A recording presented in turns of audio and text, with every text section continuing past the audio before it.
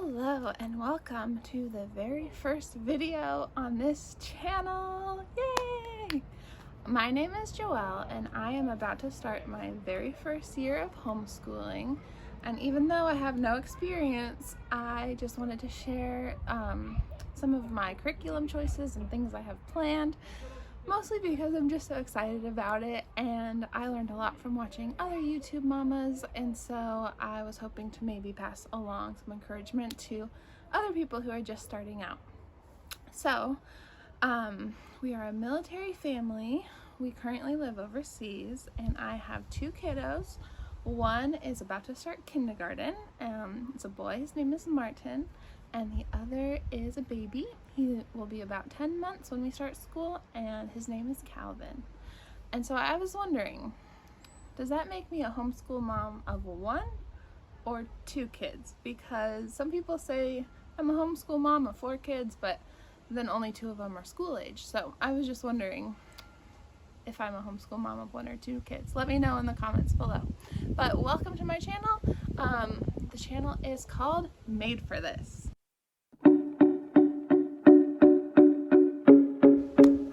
Okay, so as I mentioned in today's video, we will be going over some curriculum choices, and I did not realize before we decided to start homeschooling how much I would love picking curriculum. And so it was I guess I call myself a curriculum junkie. I love researching it, I love hearing reviews about it, and I love getting it in the mail, and I am so excited to start using it. So this video will focus on the 3 R's, is what they seem to call it, which is reading, writing, and arithmetic, even though only one of those words really starts with R. But I'm going to get started with my language arts curriculum choice, which is the Good and the Beautiful. Now, as I was researching, the Good and the Beautiful stood out because they are so price efficient. You can get a lot of the materials for free through PDFs or for like $30 to $60 on their website. That'll come to you in the mail. And the reason why I was also drawn to the Good and the Beautiful for language arts specifically is it seems like that is their subject that they specialize in. Now, I know they have a lot of great curriculum and some people just use them for everything, but it just seemed like that's what they started with and that's really where they shine. And they say that they include phonics, reading, spelling, grammar and punctuation, literature, art appreciation, poetry, memorization, and appreciation. So it's more than just a reading curriculum, which is what I like about it. Let me show you a couple pages.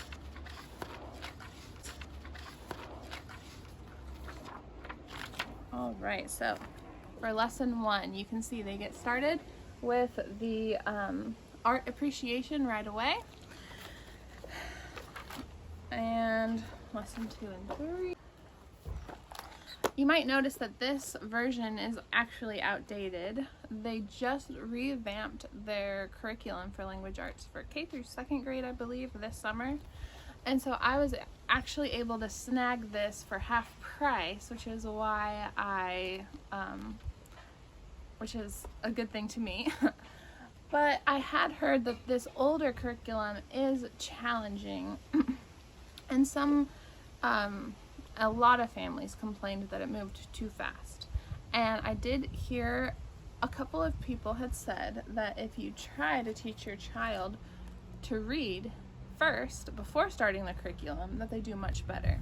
And so this is Teach Your Child to Read in 100 Easy Lessons. It is a old school way of teaching your kid to read. This book has been around forever. You can see it starts with teaching kids to say things slowly. So looks like in lesson 13 you start with your very first story, which is only 3 words long. See, me, eat. And it has a little picture. But by the very end, your kid will be reading this entire thing. Now, we started this summer with the intention of getting through it, but we are actually only on lesson 43 at the moment. But they do get a little redundant, but this book is very effective. My son has gone from not knowing how to read to being able to read beginner readers, which is awesome. And I actually have a ton of readers to show you, but that is for another video. And then this is just some writing paper, because every lesson has you practice 2 letters. So that is kind of our language arts curriculum. I do intend to finish How to Teach Your Child to Read in 100 Easy Lessons, but we will see how it goes, because there's a chance he might burn out on it. And if the Good and the Beautiful is going strong, then I might just stick with that. All right, the next subject I wanted to focus on is writing, which is along the same lines of reading, and so I also chose The Good and the Beautiful. Now, I chose this because you just do 1 page a day, and a lot of people say that they love this. Even if they stop using The Good and the Beautiful, they often continue to use their writing. So here's an example.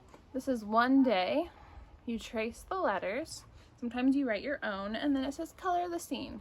And then the next day, you also trace the letters, and then it says draw some grass and flowers in the box. And so kids just love the simplicity and also the creative element, but it's not too daunting. So The Good and the Beautiful Language Arts. This book, though, only has 100 lessons, and I wanted my son to work on writing every day, and so I actually bought I bought this as a supplement to his writing. I told him 1 day a week he's allowed to do this magic writing paper, and it comes with 4 books here. I actually discovered this product as a Facebook advertisement, so sometimes those things work, but it has 4 different books. They have math, drawing, alphabet, and number. So I will show you alphabet here, how this works. So you have to use their special pens. So the idea is that the grooves help your child to learn how to write the letter properly, and then the fact that it disappears means that you get to use these books again and again. I told him that he could do this once a week just to add a fun element to our writing. And in addition to writing in The Good and the Beautiful and the fun magic copy workbook, envelopes and cards are also something that he's allowed to do once a week. So because we live overseas, a lot of our friends and family live back in the States, and my son and I both enjoy writing cards, making cards, and so if he writes on the envelope or if he writes inside of a card, this was just a simple example that he put 1 Paw Patrol sticker in. If he writes in an envelope, then that is great. So just 1 day a week he can practice that instead of The Good and the Beautiful for his handwriting. All right, the last subject I want to talk about is math. And no, I did not choose The Good and the Beautiful for math, so this is not just an all one type of thing. Similarly to how I chose The Good and the Beautiful, because they seemed to specialize in language arts, like that was their niche, I was able to find a math curriculum that I felt like math was their specialty. So as I was deciding to homeschool, I was talking to a bunch of other people I know that also homeschool, and one of my friends was so excited about their math curriculum that her excitement was contagious, and when I did my own research, I also got really excited about this curriculum. So I have chosen Math UC for our math curriculum. Math UC is a mastery level math approach, which means that you fully understand a concept before you move on to the next one. Most maths that I've come across, the public school system, The Good and the Beautiful, other maths, are what they call spiral approaches. So you introduce a concept, then you go back and review, and you introduce a new concept, and then you go back and review. So you're getting familiar with a lot of things, and eventually you get better. But Math UC is like you fully understand one thing before you move to the next. There are pros and cons to both. From my understanding, the mastery approach that Math UC uses will create this deep, firm foundation, and you will feel confident as you move forward. The con would be that if you changed your mind about homeschooling and decided to send your kid to public school, then they might be a little bit behind in certain areas. Now they'll be ahead in the areas they've mastered, but they'll be behind in the areas that they have not yet been introduced to.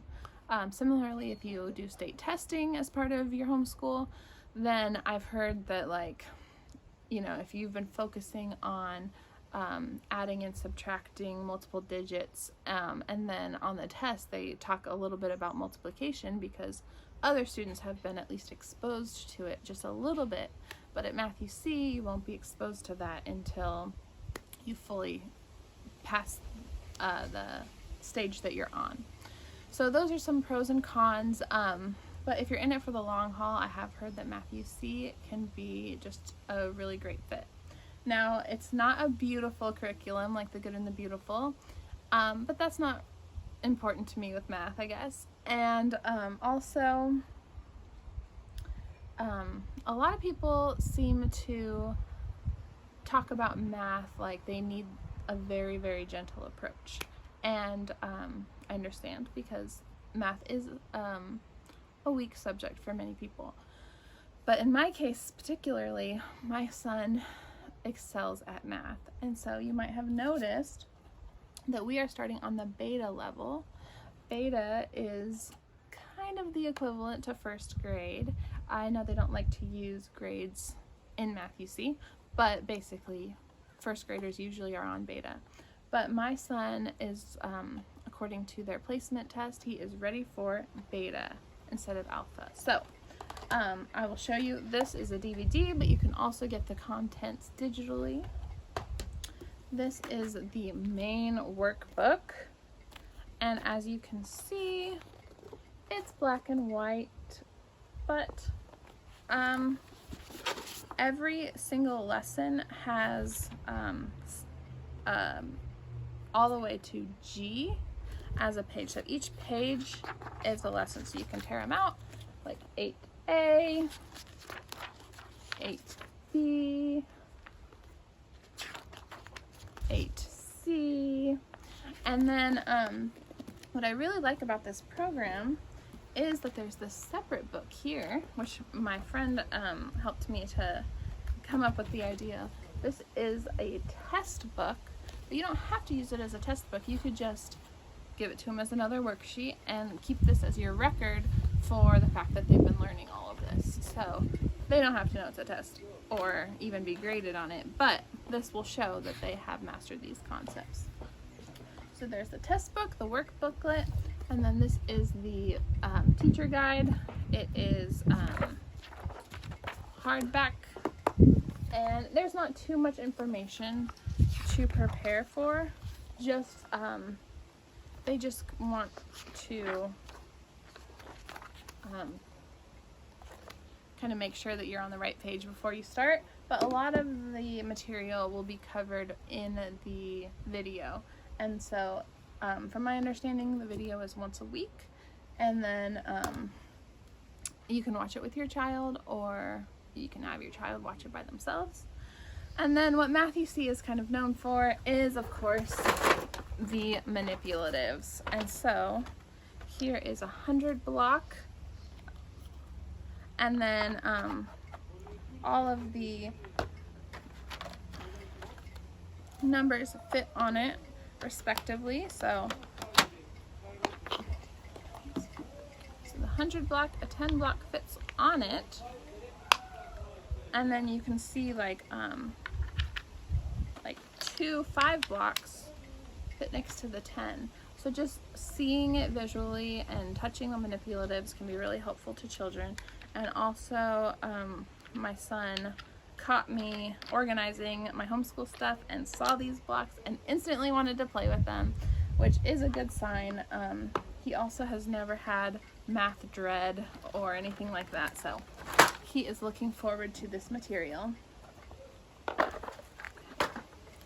And the last thing I wanted to share with you is this clock that I got at IKEA.